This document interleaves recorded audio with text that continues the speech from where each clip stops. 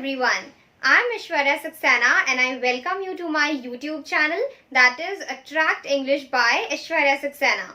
Friends, as you know, we have recently completed our spoken English series. Today I'm going to start a new series, that is tense and its types, and particularly we are going to start with present tense. Firstly, let's have a brief introduction of the tense and its types, and then further subtypes, and then we will start with present tense and its subtypes. So, as you know, the tense is mainly divided into three types. First is the present tense, second is past, and third is future tense. Then these three types are further divided into four subtypes. Okay, for present tense we have simple present, then present continuous, then present perfect, and lastly present perfect continuous. Then talking about the past tense, there also the types names are same, but definitely things are going to be different. Simple present, simple past, then past continuous, past perfect, and past perfect continuous. Now talking about future tense, simple future, future continuous, future perfect, and future perfect continuous. So these are the four subtypes for each type. Okay. Now today we are going to start with simple present. Okay, we are going to have 12 different videos for these 12 topics, and basically 24. Why? Because 12 are going to be in English and the rest 12 will be in Hindi language. The content will be same, but you can follow the video as per your convenience. Whatever language suits you best, you can follow that. Now let's start with simple present.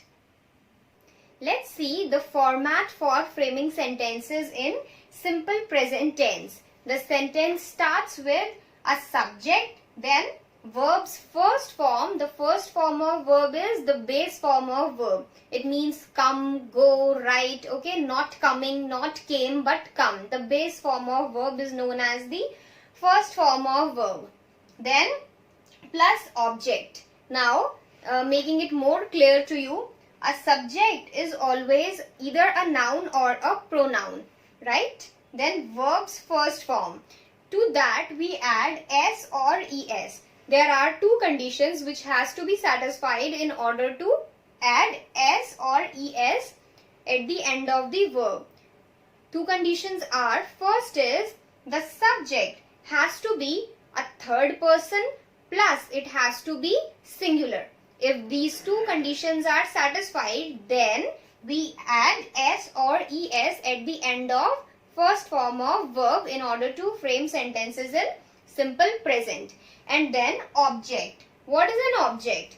Any word which is answering the question what, where, who, etc. are, then those words are known as object, or that word is known as object. Let's come to the examples now. After that we'll discuss that how can you decide that where you have to add s, where es, where ies at the end of verb. First example is Rahul plays tennis. Here Rahul is a noun since it's the name of a person. Then plays. It is a verb with s added to it. So see, I told you that we add s at the end of verb when the subject is firstly a third person and secondly it is singular in nature. So yes, I am talking about Rahul. So Rahul is third person. See, the one who is talking, I am talking, so I am first person. To whom I am talking is the second person, and about whom I am talking is the third person. So I am talking about Rahul, therefore it's third person and it is singular. So plays. And then tennis. Rahul plays what? He plays tennis. So the word tennis is answering the question what. Therefore it is acting as object here. Next, they play tennis. Example is same. The only thing which has been changed is I have replaced Rahul with they and plays with play. Why have I used play here? Because they is definitely third person, but it is not singular. They represents multiple people. multiple persons. Okay, now tennis as it is the object. Last, I write book. Here write is verb without s or es. I could have written writes, but I have written write here. Why? Because I is not third person, it is first person. Okay, definitely it's singular, but it's not third person, and therefore we cannot write s at the end of the verb write. Now let's see that how to decide whether we have to add s or es or ies at the end of verb. See, if the verb is ending with, the spelling of verb is ending with double s, o, ch, sh, x and z, in that case you will add es at the end of the verb whenever the subject for which we are using that verb is singular as well as third person. Okay, and if the verb spelling is ending with y and the alphabet just before that y is a consonant, then you will use ies and replace y, right? And apart from these two cases, you will always use s in case your subject is singular as well as third person. So this is how we generally frame sentences in simple present tense. Now we'll have a look at creating or framing negative sentences in simple present tense. Firstly, let's discuss the format. Subject plus do not slash does not slash means or. So subject plus do not or does not, then plus first form of verb, that is the base form, and then plus object. Object is what we have discussed in the previous slide. Same thing. Okay, and subject also, it's noun or pronoun. Now, see, what we have to do here is we do not need to make any change in verb. We do not need to write s, es, ies, anything at the end of verb. The things which are there in the subject, the condition that the subject has to be singular plus third person, that condition is being satisfied or not, that will be reflected in this portion. Do not or does not. Earlier what we were doing, if the subject is singular plus third person, then we were adding es, s or ies at the end of verb.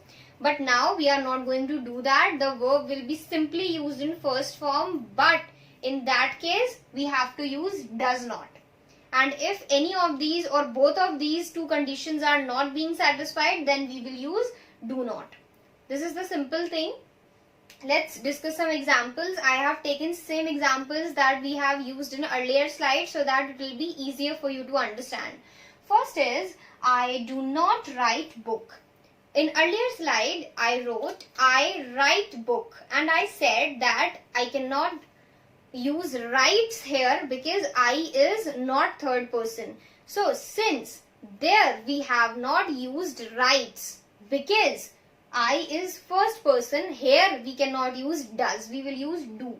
Okay, we will use es at the end of the verb do when the subject is singular plus it is third person. This is a simple rule that you have to remember. Second, Rahul does not play tennis. Here Rahul is third person plus it is singular, therefore does, es at the end of do and then not play tennis.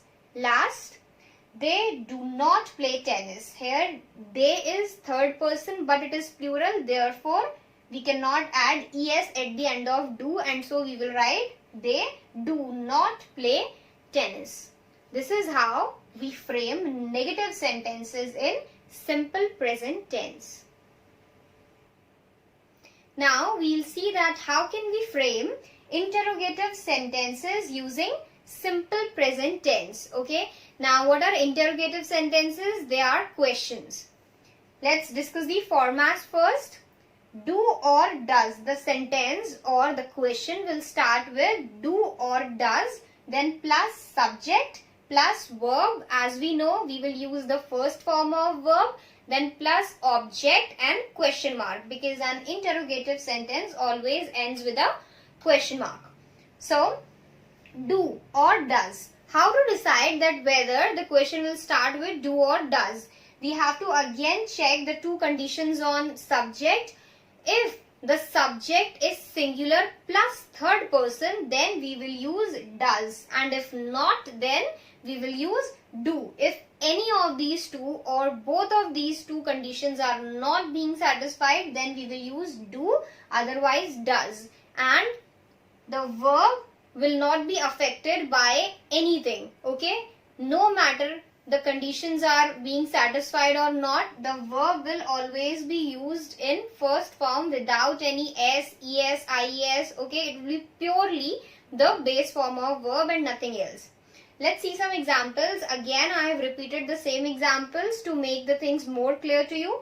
First, does Rahul play tennis? Here, does, subject is Rahul. So, Rahul is third person plus he is singular. Therefore, I have used does here. Do plus es. And then play, first form of verb, as I have told you, no matter whether the subject is satisfying the situations, satisfying the conditions or not, the verb will be simply used in base form. So, therefore, we have used play, then tennis, which is the object, and question mark. Next, do they play tennis? Here, they is the subject. It is third person, but it is plural. It's not singular. Therefore, we cannot use does, and we have used do here. And then play tennis. Question mark. Last, do you write book? Here, you, I have not written I here because I cannot ask myself that do I write book, but here you is the subject and you is what? It is second person. If I am asking question, it means I am first person. I am asking to somebody, then that somebody is second person. And if I am asking about some third person, then that is third person, right? So, do you. Here you, and if I am saying you, it means it's talking about the second person. So, therefore, it's not third person and it is not satisfying the condition. Therefore, we have used do. And then do you write and book question mark. So, this is how we frame interrogative sentences or questions in simple present tense. Now, we learn to frame interrogative negative sentences in simple present tense. We have already studied about creating or framing questions in simple present, but now we will frame negative questions. What is the basic difference between them is that till now I was asking if someone has done something. Now I am going to ask if someone has not done something. This is what the basic difference is. Okay. We'll discuss the format first. It's similar to what we have already done while discussing interrogative sentences. The only difference is that we are going to add a not in that particular format. There are two different formats and there are two different uses, of course. That's why we have two different things. Although both of them are correct, but still you can use them into different particular manners. First is do/does plus not plus subject plus verb plus object and then question mark.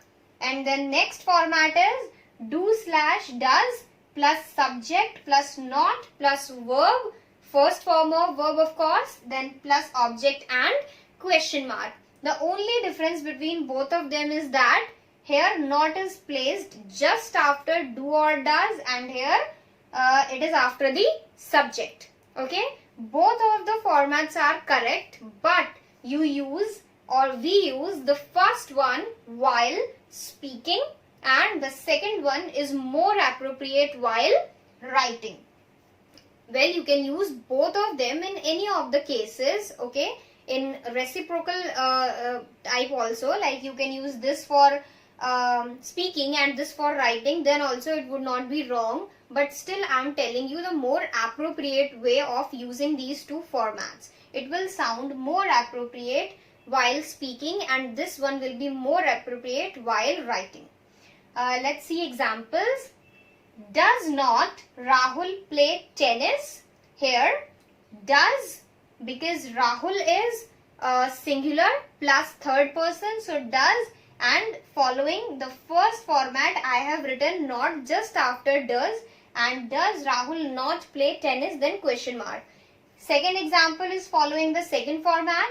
Do they not play tennis, and then question mark. Here not is placed after the subject and do is why, because they is not singular, it's plural. So this is how we frame interrogative negative sentences in simple present tense. This is all for this particular lesson. I guess I am clear with the topic. Still, if you have any doubts or queries, then you can drop comments and I will be there to respond to your queries. If you have any suggestions for improvement, then also you are free to drop comments regarding that.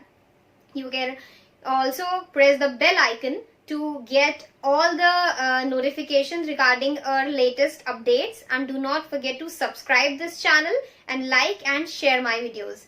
Thank you so much for watching.